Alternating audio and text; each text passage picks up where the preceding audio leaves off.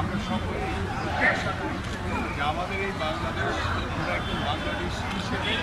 আমাদের দেশীয় সংস্কৃতিকে প্রাধান্য দিয়ে সবার আগে বাংলাদেশ এই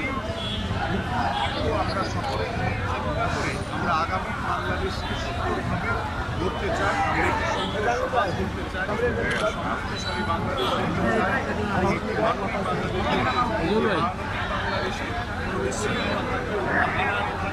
রাজনৈতিক প্রতিহিংসা থাকবে না। আমরা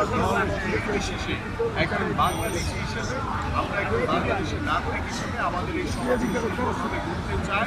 এবং সকলের ভিতরে একটি ভ্রাতৃত্ববোধ, একটি আন্তরিকতাবোধ সম্পর্ক রেখে এবং আমরা একটি অসাম্প্রদায়িক একটি বাংলাদেশ করতে চাই। একটি সম্প্রীতির বাংলাদেশ গড়ার মাধ্যমে আমরা বাংলাদেশকে পরিপূর্ণভাবে গণতন্ত্র প্রতিষ্ঠার জন্য, বাংলাদেশের জনগণের অধিকার প্রতিষ্ঠা করার জন্য, বাংলাদেশের একটি মানবিক বাংলাদেশ গড়ার জন্য আমরা